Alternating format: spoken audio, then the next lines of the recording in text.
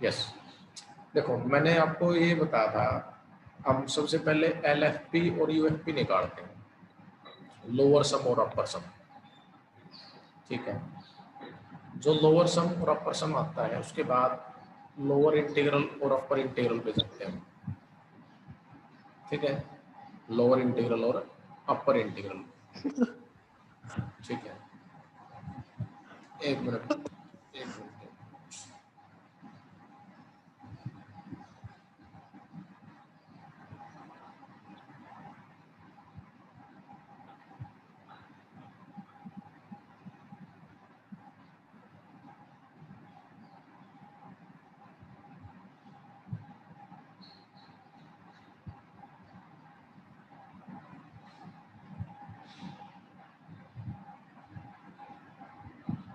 ठीक है, देखो मैंने ये बताया है आपको LFP और UFP निकालने के लिए। अब इसमें देखते हैं कि हम सबसे पहले तो जो फंक्शन दे रखे हैं उसके ऊपर डिपेंड होता है कि small M R capital M R, यानी कि सुप्रीमम इन्फीमम क्या आएंगे। यहाँ पे देखो गिवन फंक्शन आपका ये है, जो फंक्शन है कांस्टेंट फंक्शन है, वो कांस्टेंट फंक्शन उसने के इक्वल दिया है। के की वैल्यू कुछ भी हो सकती है, मान लिया 2 होगी या 3 होगी, कोई कांस्टेंट है। और जो इंटरवल है जिसके ऊपर ये फंक्शन उसने डिफाइन करके दे रखा है वो आपका है 0 a to b। ठीक है, तो यहाँ आपसे कहता है कि एक तो इसको प्रूव करो कि ये जो कांस्टेंट फंक्शन है ये क्या है, इंटीग्रेबल है। टू प्रूव f इज क्या है, इंटीग्रेबल है। f इंटीग्रेबल का मीनिंग है रीमान इंटीग्रेबल, और रीमान इंटीग्रेबल का मीनिंग है लोअर इंटीग्रल और अपर इंटीग्रल आपने प्रूव करके दिखाने हैं कि इक्वल आएंगे।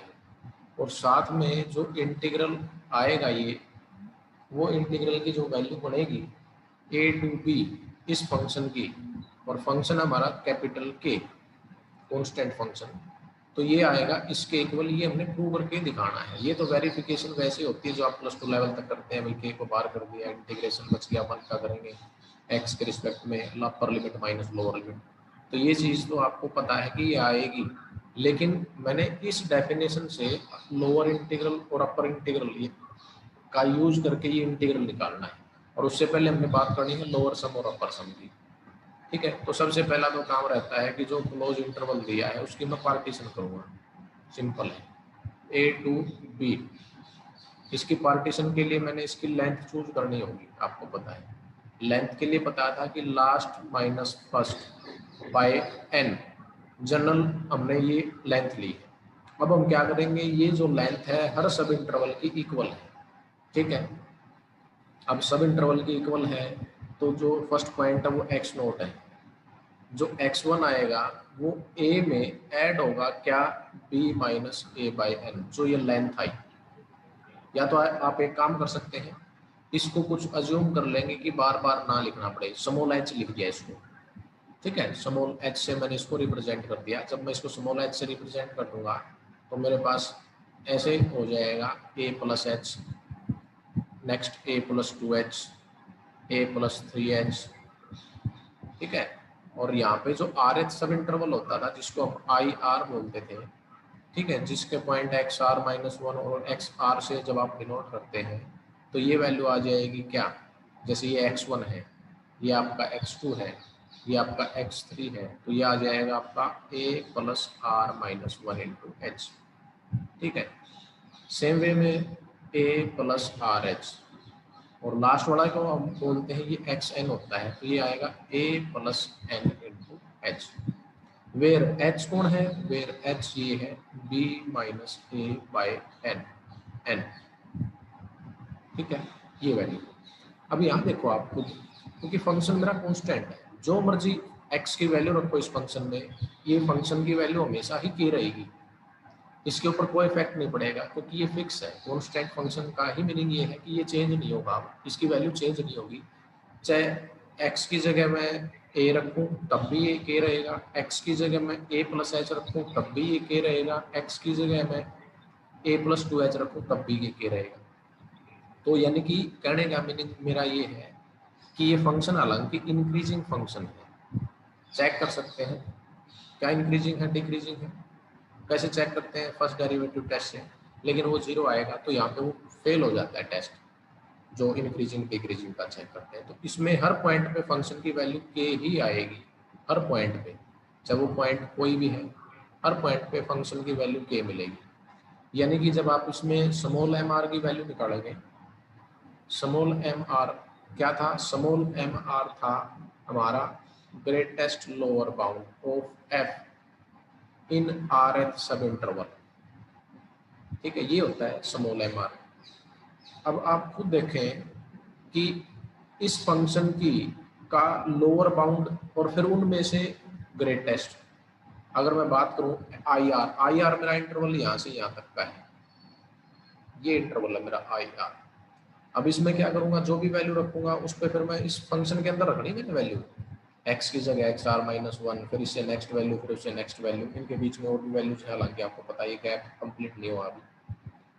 तो हर केस में ये वैल्यू मेरे को के ही मिलेगी, चाहे वो कुछ भी रखूं। तो इसका मीनिंग कहने का मेरा ये है कि स्मॉल एम आर की वैल्यू क्या आएगी, कैपिटल के आएगी, ठीक है।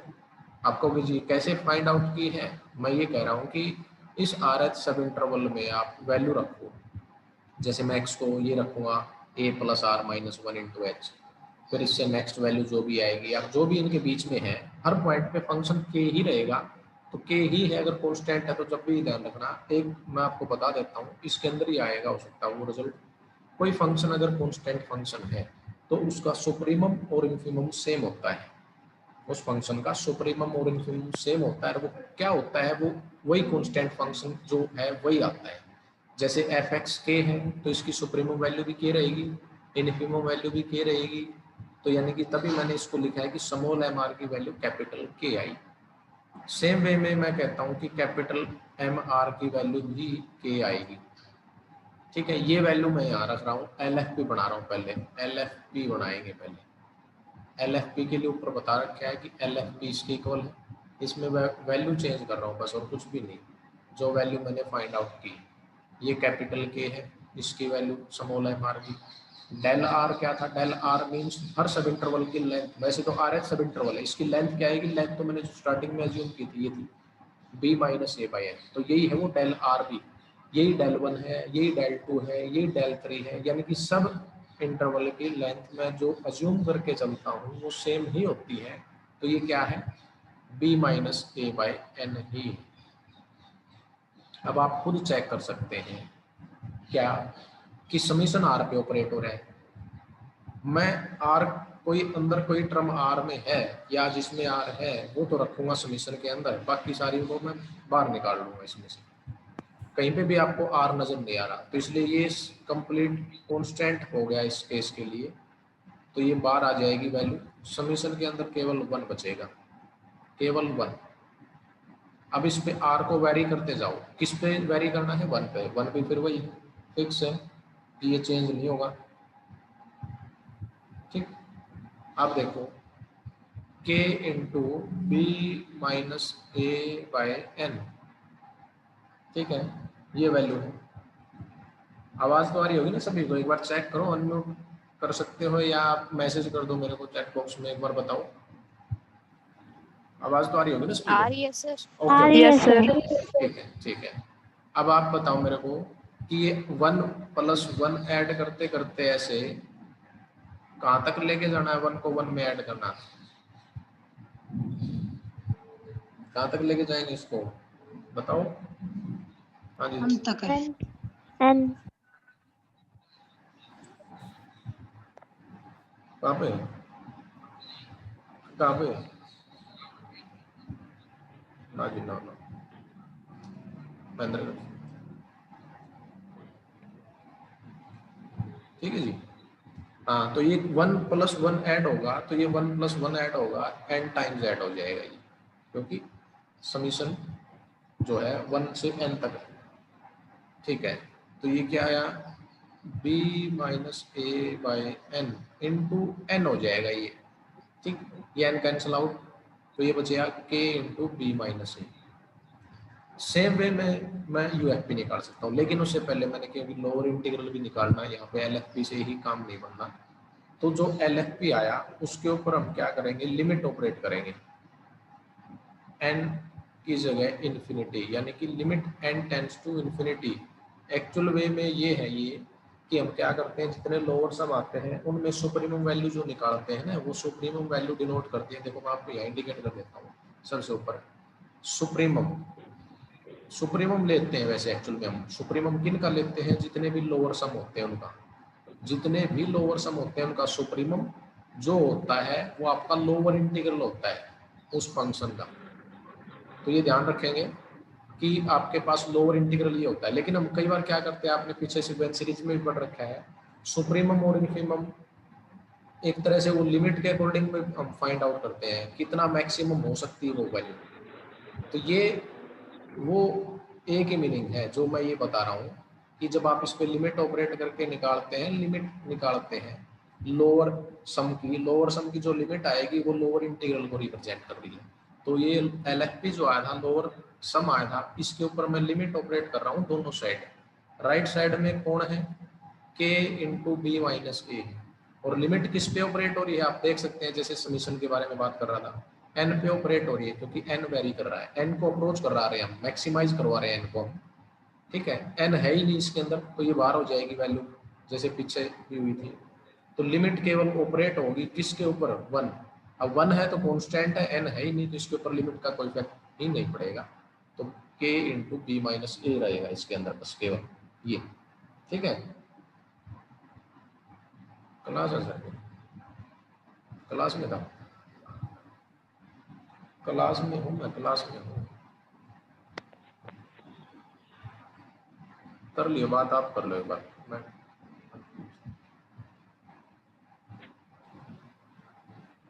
तो इसके अंदर LFP आपका क्या है, सॉरी, अब LFP के ऊपर जो लिमिट ऑपरेट की इसको क्या कहा हमने, लोअर इंटीग्रल। लिमिट क्या रहेगी, a टू b, ठीक है। इस फंक्शन की, जो फंक्शन गिवन था उसका लोअर इंटीग्रल को रिप्रेजेंट कर गया ये, केवल लोअर इंटीग्रल को। अब इसको क्या कहेंगे, fx की जगह रिप्लेस कर दो। fx की जगह एक्चुअल में जो वैल्यू है fx की वो कैपिटल K है, ठीक है, कैपिटल K। तो ये आपके पास लोअर इंटीग्रल आया ये सेम वे में मैं इसका अपर इंटीग्रल निकालूंगा। या तो कोई डाउट है किसी का तो पूछ लो। एक ही डाउट हो सकता है कि आपको ये कि small M R capital M r की वैल्यू सर ये कैसे ली है। मैं ये कह रहा हूँ कि ये फंक्शन ही कांस्टेंट है तो हर पॉइंट पे वैल्यू भी के ही आएगी, चाहे स्मॉल एम आर में या कैपिटल एम आर, और दोनों सेम रहेंगे अगर फंक्शन कांस्टेंट होता है। वही चीज मैंने बताई है। चलो नेक्स्ट, इसी पे हम यूएफपी निकाल रहे हैं। फिर देखो यूएफपी निकालेंगे। अब मैं जब यूएफपी निकालूंगा, आपको अभी बताया था मैंने, जो अपर सम होता है वो इसके इक्वल होता है, और इसमें मैं वैल्यू ऑपरेट कर रहा हूँ कैपिटल एम आर की। कैपिटल एम आर की वैल्यू रखी, डेल आर की भी वैल्यू रखनी है। डेल आर की वैल्यू थी b minus a by n, ठीक है, ये वैल्यू थी। अब इसमें आर फिर वही वेरी करेगा, आर है ही नहीं, फिर इसके अंदर सेम वे में उसी की तरह फिर आ जाएगा कि समीशन केवल 1 पे ऑपरेट होगा। अब 1 वेरी करता रहेगा, 1 में 1 ऐड होता रहेगा, जितनी ये टर्म होगी उतनी बार 1 में 1 ऐड होगा। आप ये चेक करो कि 1 से लेकर के n तक है, ये चीज बहुत ध्यान रखनी है। 1 से n तक है तो 1 को 1 में मैं ऐड करूंगा 1 से लेकर के n, यानी कि n टाइम्स, तब मेरे पास वो सम बना है n अंदर। ये कैंसिल आउट होके मेरे को दे देगा k इंटू बी माइनस ए। तो यूएफपी की जो वैल्यू आई, सेम वे में पीछे की तरह लिमिट ऑपरेट करेंगे तो आप बता सकते हैं कि यूएफपी जो आया मेरा k इंटू बी माइनस ए आया है। लिमिट ऑपरेट की उसी की तरह लिमिट ऑपरेट करेंगे तो जो हमारे पास यूएफपी के ऊपर लिमिट ऑपरेट करेंगे तो मेरे को केवल क्या मिलना है, k इंटू बी माइनस ए ही रहेगा लिमिट ऑपरेट करने के बाद। और ये किसको रिप्रेजेंट करता है, ये अपर इंटीग्रल को रिप्रेजेंट करता है उस फंक्शन का। ये अपर इंटीग्रल है जो फंक्शन है। अब फंक्शन क्योंकि कांस्टेंट फंक्शन k था तो इसमें fx की जगह हम k रिप्लेस कर देंगे, ठीक है।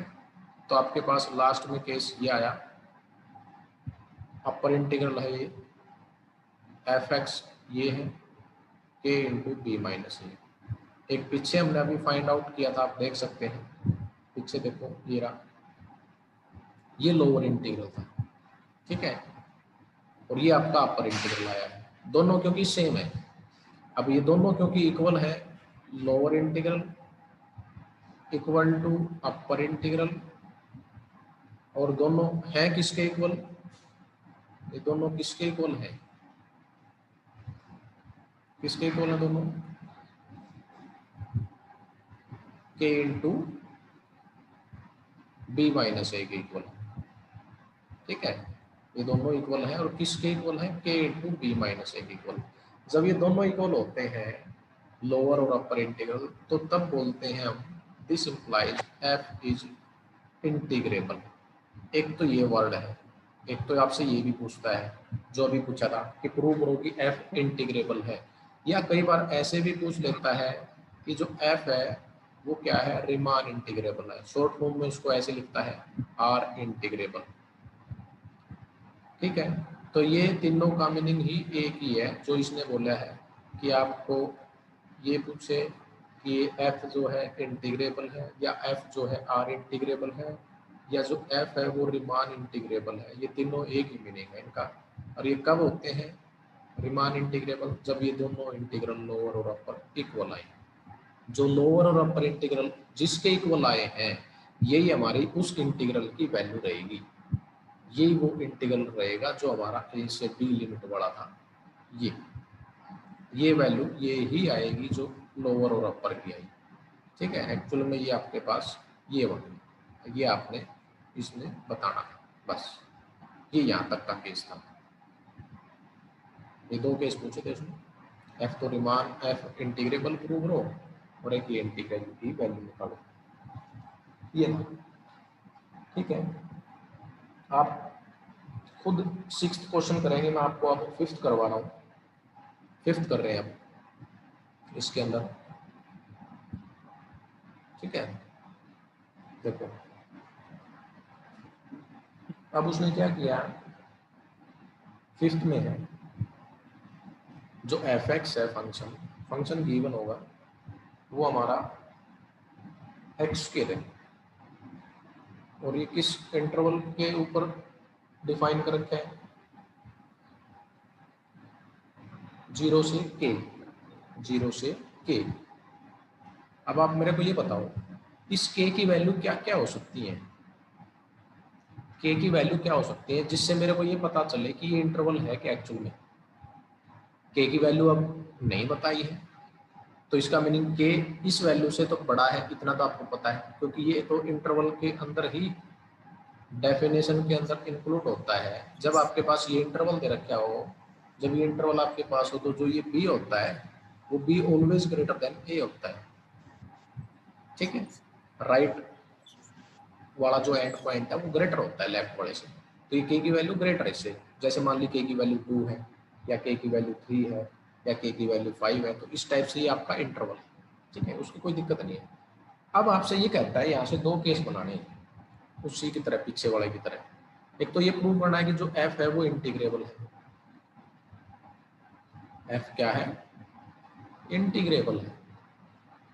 दूसरा ये इंटीग्रल क्या आएगा, जो ये फंक्शन है इस फंक्शन का इंटीग्रेशन क्या आएगा जिसकी लिमिट 0 से k है, तो ये कहता है कि ये k³/3 के इक्वल बनेगा, जो आपको पता है कैसे आता है। लेकिन ये इसमें हमने करना क्या है, वही दोनों में एक ही कॉमन है कि लोअर और अपर इंटीग्रल निकालो, दोनों इक्वल आएंगे, तब आपके पास ये केस हो जाएगा, जो उनकी वैल्यू आएगी वो सेकंड केस हो जाएगा, ठीक है। जब दोनों इक्वल आएंगे तो एफ इंटीग्रेबल हो जाएगा, और जब उन दोनों की वैल्यू जिसके इक्वल आएगी वो इस इंटीग्रल की वैल्यू आ जाएगी। तो बस यही करना हमने पीछे वाले की तरह, सेम वही रूल, लेकिन यहाँ इंटरवल जो है उसकी पार्टीशन करनी पड़ेगी, पिछली बार कांस्टेंट था वो फंक्शन, ठीक है। देखो करो इसमें, सबसे पहले तो पार्टीशन करनी है आपको, पार्टीशन करेंगे, और उससे पहले वो चेक भी कर लेते हैं कि ये फंक्शन है कैसा, एफ एक्स इसका डेरिवेटिव चेक करो, फर्स्ट डेरिवेटिव टेस्ट अप्लाई कर रहे हैं, 2x आएगा, ठीक है। अब ये x की वैल्यू लेनी कहाँ से है आपने, इस इंटरवल में से लेनी, x यहीं से उठाना आपने, 0 से k। अब k मैंने आपको बताया तो था अभी कि k को फिक्स कर लो आप, या तो एक तरह से कुछ आपके माइंड में रहे लेकिन वो लिखना नहीं है। k मान लिया था जैसे 2 था, तो 0 से 2 होगी वैल्यू x की क्लोज इंटरवल में। अब 0 से 2 अगर मैं कोई भी वैल्यू उठाता हूं तो आप देख सकते हैं कि ये जो 2x है ऑलवेज ग्रेटर देन 0, ये वैल्यू हमेशा बड़ी आएगी 0 से, क्योंकि भाई x ही की वैल्यू ही ऐसी है जो 0 से ग्रेटर है। क्योंकि x अगर 0 से ग्रेटर है तो ये वैल्यू भी जो प्रोडक्ट देगा वो greater than 0, that means x greater than 0 means आप यूं चेक कर लो, चाहे जैसे हम +2 लेवल में करते थे कि x हमारा पॉजिटिव आया, 2 ये पॉजिटिव है, इन दोनों का प्रोडक्ट पॉजिटिव आएगा, पॉजिटिव मीन्स ग्रेटर देन 0, ठीक है। तो यानी कि फर्स्ट डेरिवेटिव हमारा ग्रेटर देन 0 है, यानी कि f dash x greater than 0, that means f(x) is increasing function, f(x) हमारा क्या है, इंक्रीजिंग फंक्शन है। अगर ये इंक्रीजिंग है तो उससे फायदा ये हो जाएगा हमारा कि लेफ्ट वाले पे हमारे को मिनिमम वैल्यू मिलेगी और राइट वाले पे हमारे को मैक्सिमम वैल्यू मिलेगी। अब इंटरवल था 0 से k आपका, करो इसकी पार्टीशन, पहले लेंथ चूज कर लो इसकी। लेंथ कैसे चूज करते हैं, लेंथ ऐसे चूज करते हैं, ऐसे बना के चलते हैं हम, last point minus first point by n, क्योंकि जनरल बनाना पड़ेगा यहाँ, 2 3 वगैरह नहीं लिखेंगे, तो ये हमारा k बाय n हो गया। तो हर सब इंटरवल की लेंथ ध्यान रहे k बाय n है, तो k by n previous value में ऐड करते जाओ, जैसे ये वैल्यू ऐसे हम डिनोट तो वैसे करते हैं इसको x नोट से। अब क्या आएगा next, 0 plus k by n means k by n रहेगा, ये x1 रहेगा, फिर इसमें k बाय n में फिर k बाय n ऐड करेंगे तो ये 2k बाय n हो जाएगा, ये वैल्यू x2 की आ जाएगी, फिर 2k बाय n में फिर k बाय n ऐड करेंगे तो वो आपका 3k बाय n हो जाएगा, ये x3 की वैल्यू हो जाएगी।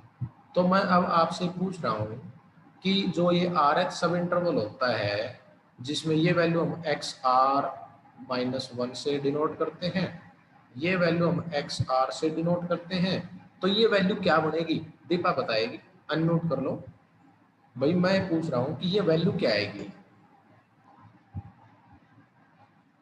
देखो जैसे हम सीक्वेंस में पढ़ते हैं ना कि फर्स्ट टर्म है, सेकंड टर्म है, थर्ड टर्म है, तो ये जो टर्म है ये क्या बनेगी, जैसे x3 है, ये वैसे तो फोर्थ टर्म है लेकिन इसके सफिक्स में 3 है, तो 3 है तो यहाँ 3 आ गया, तो 3k बाय n, यहाँ पे x2 में 2k बाय n, तो XR-1 में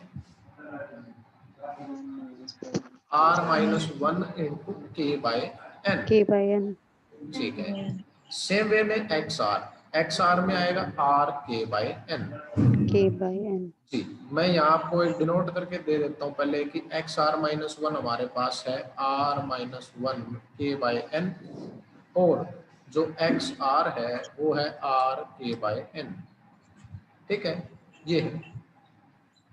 अब इनके कोरस्पॉन्डिंग में क्या करूंगा, इस पे मेरे को स्मॉल mr की वैल्यू मिलेगी और इस पे मेरे को कैपिटल mr की वैल्यू मिलेगी, क्योंकि फंक्शन इंक्रीजिंग है, तभी मैं आपको इसलिए बता रहा था, क्योंकि इंटरवल मेरा ये है ना, ये इंटरवल, इस इंटरवल की अगर मैं बात करूं तो इस पे मेरे को क्या मिलेगी वैल्यू, मिनिमम मिलेगी, इस पे मेरे को क्या मिलेगी, मैक्सिमम मिलेगी, ठीक है। यहाँ पे स्मॉल mr एग्जिस्ट करेगा, यहाँ पे मेरा कैपिटल mr एग्जिस्ट करेगा, वो कब मिलेंगे, जब मैं ये x की वैल्यू उस फंक्शन के अंदर पुट करूंगा तब मिलेंगे। तो ये x की ही वैल्यू है, ये वैल्यू भी x की है, ये वैल्यू भी x की है, जब x की ये वैल्यू फंक्शन में पुट कर देंगे तो वो मेरे को स्मॉल mr दे देगा, जब उस फंक्शन में x की ये वैल्यू पुट कर दूंगा तो मेरे को वो कैपिटल mr की वैल्यू दे देगा। चलो रखते हैं, देखो fx है क्या, सिंस fx इज x², ये है fx हमारा। देखो अब इसमें मैं क्या कर रहा हूँ, पुट कर रहा हूँ x की जगह R-1 into k by n, R-1 into k by n, k है यहाँ पे, दोबारा इसको लिख देते हैं यहाँ वापस, ये है k, ये स्मॉल k है ऐसे, ये वैल्यू मैं x की इसमें पुट कर रहा हूँ, देख सकते हैं वो मैं क्या देगा, स्मॉल mr की वैल्यू दे देगा, क्या आएगी एक्चुअल में R-1 into k by n, इसका होल स्क्वायर होगा, होल स्क्वायर होगा। सिंप्लीफाई करो तो इसको थोड़ा ऐसे लिख सकते हैं, आर माइनस वन का स्क्वायर, आर माइनस वन का square, k square by n square. एक वैल्यू बता रहा हूँ, सिमिलर वे में आप दूसरे निकाल लेना, क्योंकि बाद में टाइम भी अब होने वाला है इसका कटिंग का, तो थोड़ा बीच में करेक्शन वो हो सकता है इसलिए। हाँ, अब मैं एल एफ पी निकाल के बता रहा हूँ आपको, एल एफ पी सिंप्लीफाई करना ना, क्योंकि उसमें भी टाइम लगना है। Small M r del r था, r goes from 1 to n लिख लेना इसमें। इसकी वैल्यू पुट कर दी मैंने, आर माइनस वन का स्क्वायर, के का square by n square. Del r की वैल्यू मैंने बताई थी कि हर सब इंटरवल की लेंथ के बाय एन रहेगी, जो ऊपर मेंशन कर रखी है, इनटू के बाय एन। अब इसमें पहले तुम ये देखो कि जिसमें आर नहीं है वो टर्म बाहर कर दो, जिसमें आर नहीं है, केवल इस टर्म में आर है, आर माइनस वन का स्क्वायर में, बाकी टर्म को बाहर। तो क्या होगी टर्म बाहर, k square into k cube by n cube bar. Summation operate केवल आर माइनस वन के स्क्वायर पे होगा, और आर इसमें वैरी कर रहा है 1 से n। अब इसमें रखो वैल्यू, पहले आर को 1 2 3 अप टू n, फिर इसको सम को फाइंड आउट करेंगे हम, क्या बनता है वो देखते हैं। देखो 1 पुट किया 0, 2 पुट किया 1, स्क्वायर करना है, फिर 3 पुट किया 2, 4 पुट किया 3, 5 पुट किया 4, अप टू करेंगे इसको n तक, तो ये हो जाएगा n माइनस वन का स्क्वायर। ये आपको ध्यान हो, ये +1 में हम पढ़ते थे एफपी में, वहीं से निकाल रखा है। ये first n minus one natural number है एक्चुअल में, जैसे ये 1 है, 2 है, 3 है, 4 है, n माइनस वन, इनका सभी का स्क्वायर है। तो ये सम का फॉर्मूला लिख रहा हूँ मैं, डायरेक्ट होता है जो आपने यूज करना है, वो क्या होता है, n into n plus one into 2n plus 1/6 होता था, याद हो, फर्स्ट n नेचुरल नंबर के स्क्वायर का sum, first n natural number के स्क्वायर का सम होता था ना, रिमेंबर रिजल्ट दिस। देखो ये था वो, मैं ये कहना चाह रहा हूँ, ये 1 square 2 square 3 square up to n square, this sum is equal to n into n plus one, ये 2n प्लस 1/6, ये था वो। इसमें n की जगह n माइनस वन रिप्लेस करो, करो n की जगह n माइनस वन, तो फर्स्ट टर्म तो n माइनस वन, ठीक है।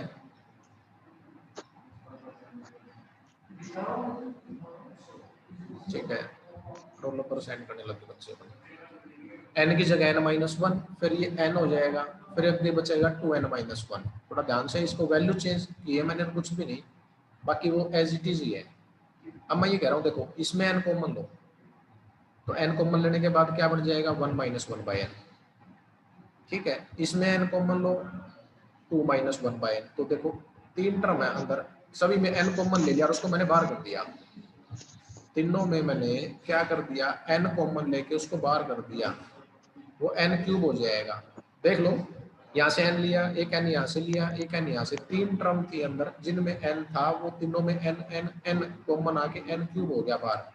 तो यहाँ बताओ n लेने के बाद क्या बचेगा, इसमें से केवल n लिया था तो 1 माइनस वन बाई एन बचेगा। यहाँ से n लिया था मिडिल टर्म में से, तो यहाँ पे 1 बच जाएगा। लास्ट टर्म में से n कॉमन लिया था तो 2 माइनस वन बाई एन बच जाएगा, और बाय में क्या था वो 6। ये n क्यूब से n क्यूब कैंसिल हो गया, ये n क्यूब से n क्यूब ये कैंसिल आउट हो गया यहाँ। अब इसके कोरस्पोंडिंग आप देख सकते हैं, अब मैं लिमिट ऑपरेट करूंगा यहाँ, लिमिट ऑपरेट करो, क्योंकि ये एलएफपी की वैल्यू, taking limit as n tends to infinity, limit operate कर रहे हैं दोनों साइड। फिर वही बात है, लिमिट जिसके ऊपर इफेक्ट पड़ेगा वो है n, n ही अंदर रखेंगे, बाकी को फिर हम बाहर कर देंगे लिमिट से भी, जैसे इंटीग्रेशन से भी टर्म बाहर आ जाती है, डेरिवेटिव से भी बाहर आ जाती है, समीशन से भी टर्म बाहर आ जाएगी, अगर उसके ऊपर इफेक्ट नहीं है तो। नीचे था 6 जी, कौन किसको बाहर लेंगे इसमें, के क्यूब बाई 6 को, के क्यूब बाई 6 को बाहर कर दिया हमने, ठीक है, नो प्रॉब्लम, बहुत ईजी है ये। लेकिन थ्योरेटिकल आएगा जो पोर्शन आपको, ये न्यूमेरिकल वाला वैसे ही नहीं पढ़ना, इसको थोड़ा ध्यान से पढ़ो कि आपस में रिलेशन क्या होते हैं, L F P U F P में बाद में उनमें हेल्प करेगा, जो थ्योरम के रिजल्ट पढ़ेंगे हमारे। बताना भैया, n की जगह इन्फिनिटी रखने से अंदर क्या आ जाएगा? अंदर ऐसे आ जाएगा जो मैंने अभी लिखा, देखो ये आ जाएगा, ये 0 हो जाएगी टर्म, 1 माइनस 0, ये 2 माइनस 0, यानी कि 2 के cube raise to power sorry by 6। तो ये 2 से ये कैंसिल हो जाएगा यार, तो यानी कि के क्यूब बाई 3 आया। तो ये क्या कौन आया? ये के क्यूब बाई 3 आया लोअर इंटीग्रल, क्योंकि हमने एलएफपी की लिमिट निकाली है, यानी कि लोअर सम जो थे जितने भी उनकी सुप्रीम वैल्यू निकाली एक्चुअल में ये। तो ये लोअर इंटीग्रल को रिप्रेजेंट करेगा। लोअर इंटीग्रल की नोटेशन आपकी ये होती है, आपको ध्यान है जो अभी मैंने लिखा है। तो इसकी वैल्यू आई है के क्यूब बाय 3, ये वैल्यू। सेम वे में मैं फाइंड आउट करूंगा यहाँ अपर इंटीग्रल, अपर इंटीग्रल निकालूंगा, वो भी यही आएगा, अपर इंटीग्रल भी यही आएगा। आपने करना है वो सेम, क्योंकि मैंने कैपिटल एम आर बता दिया, जैसे ये किया सेम वैसे ही होगा। तो कहने का मीनिंग ये है कि लोअर इंटीग्रल अपर इंटीग्रल जब इक्वल आ जाएंगे तो उस फंक्शन को हम क्या कह देंगे, जो हमने प्रूव करना था उस फंक्शन को हम ये कह देंगे कि वो फंक्शन हमारा क्या बन गया, इंटीग्रेबल बन गया। और दूसरा क्या बन गया, वो साथ में उस इंटीग्रल की वैल्यू जो आई वो आपकी ये आई, जो ये नीचे लिखी, ठीक है, के क्यूब बाई 3, के क्यूब बाई 3, बिल्कुल सही है। तो आप आज इसको जरूर ट्राई करना कि हमने, मैं इजी क्वेश्चन दे रहा हूँ अभी आपको, हो सकता है आपसे, हाँ 7th जो क्वेश्चन है एक्सरसाइज का सेम एग्जांपल 4th की तरह है। आप एक बार 4th एग्जांपल, और मैं तो पहले यही कहूँगा कि आप एक बार सभी एग्जांपल ट्राई करो आज, और सभी नहीं कर सकते तो लास्ट के 1-2 क्वेश्चन छोड़ दो, उससे पहले वाले तो आपने जरूर करने हैं, क्योंकि वो जब आपसे हो जाएंगे तो बाद में एक्सरसाइज में इतना ज़्यादा नहीं बचेगा। एक आध केस में ऐसा है जो थोड़ा टिपिकल हो सकता है, जैसे 8th क्वेश्चन है। 8th क्वेश्चन में थोड़ा सा मैं हिंट दे दूँ आपको, आपको पता है इंटरवल आपका अगर 0 से π/4 हो, ठीक है,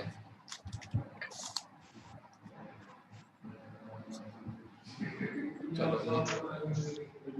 देखो मैं ये कर रहा हूँ, कोस और साइन में क्या रिलेशन होता है, कोस की वैल्यू ग्रेटर होती है, ये नोट कर लो आप 8th क्वेश्चन के लिए कि कोस एक्स की वैल्यू, ये